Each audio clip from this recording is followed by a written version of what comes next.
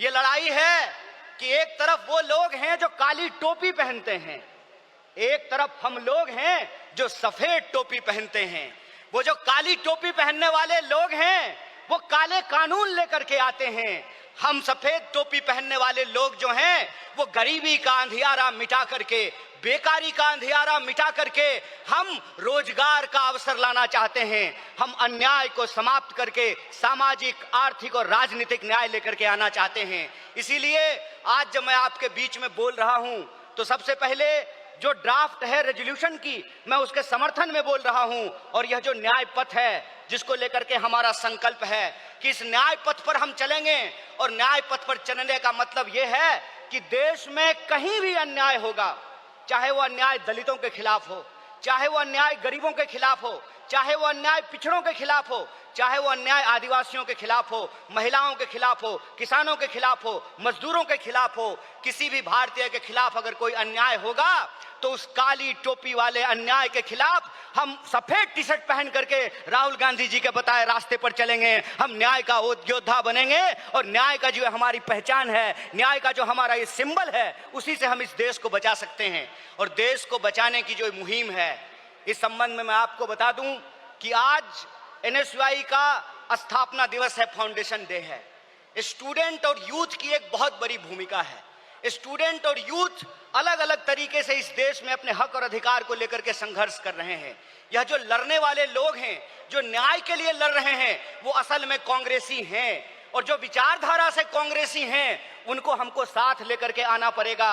और मैं कांग्रेस के एक एक कार्यकर्ता को धन्यवाद देना चाहता हूं कि आप इस दौर में कांग्रेसी हैं जब लोग गद्दारी कर रहे हैं, कांग्रेस पार्टी के साथ बेवफाई कर रहे हैं, चंद दौलत के लिए, चंद सिक्कों की खनक के लिए अपनी पार्टी से गद्दारी करके उस विचारधारा से समझौता कर रहे हैं। उस वक्त आप कांग्रेस का झंडा थाम करके खड़े हैं। आप सिर्फ कांग्रेस के कार्यकर्ता नहीं हैं, इस देश को बचाने वाले आप जो है सेनानी हैं। जो स्वतंत्रता आंदोलन इस देश को मिला है, स्वतंत्रता सेनानियों ने जो स्वतंत्रता हमको दिलाई है, उस स्वतंत्रता को बचाने वाले आप संविधान सेनानी हैं। इसीलिए मैं आप सबसे अपील करने के लिए आया हूं कि ये आमने सामने की लड़ाई है, ये विचारधारा की लड़ाई है। और इस दौर में हमको उस रास्ते पे नहीं जाना है जो आसान रास्ता है, जो लालच का रास्ता है, जो कुर्सी का रास्ता है। मैं कहता हूं कि इतिहास ने हमको मौका दिया है, कांग्रेस पार्टी ने हमको मौका दिया है, तो हम एमपी एमएलए बनने की कोशिश जरूर करें। लेकिन हम जिस दौर में रह रहे हैं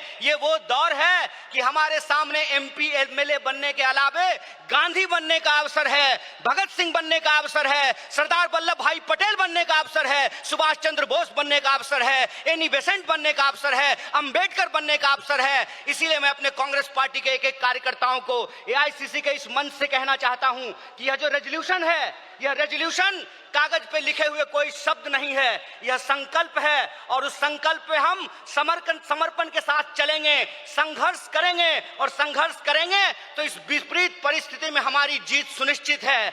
मैं देखता हूं कि कई बार कांग्रेस के कई कार्यकर्ता निराश हो जाते हैं, तो मैं उनको कहता हूं कि यह वक्त निराश होने का वक्त नहीं है, यह अपनी काबिलियत साबित करने का वक्त है, यह अपनी विचारधारा को साबित करने का वक्त है। और जावेद अख्तर ने बखूबी इस बात को लिखा है कि इस मुल्क में दो आवाजें हैं, इस मुल्क में दो आवाजें हैं। इस मुल्क में एक वो आवाज है जो दंगा कराना चाहता है, खून खराबा करना चाहता है, नफरत फैलाना चाहता है, और एक वो आवाज है जो मोहब्बत और न्याय की आवाज को बुलंद करना चाहता है। इसीलिए हम कहते हैं कि मुझे पामाल रस्तों का सफर अच्छा नहीं लगता, जिस दर जाते हैं लोग उधर जाना अच्छा नहीं लगता।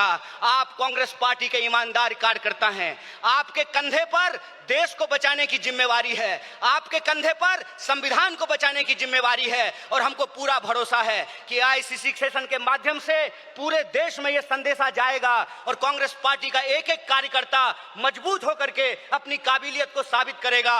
वह पथ क्या, पथिक कुशलता क्या, जिस पथ में बिखरे सूल न हो, नाविक की धैर्य परीक्षा क्या, जब धाराएं प्रतिकूल न हो। इस प्रतिकूल समय में कांग्रेस पूरे दमखम के साथ उस काली विचारधारा के खिलाफ खिलाफ, उस काली टोपी के खिलाफ टी शर्ट पहन करके लड़ेगा। और यह टी शर्ट का जो सिंबल है वो न्याय का सिंबल है। उस अन्याय के खिलाफ हमको इस न्याय की आवाज को बुलंद करना है। मुझे पूरा भरोसा है कि आईसीसी सेशन से निकल करके हम अपने जिलों में जाएंगे, अपने बूथों पर जाएंगे और समाज में, देश में जहां कहीं भी अन्याय होगा, हम कांग्रेस पार्टी बन करके, कांग्रेस का कार्यकर्ता बन करके, गांधी का सिपाही बन करके गोडसेवादी विचारधारा को परास्त करने का काम करेंगे। बहुत बहुत शुक्रिया, बहुत बहुत धन्यवाद। इनकलाब जिंदाबाद। जय हिंद, जय कांग्रेस।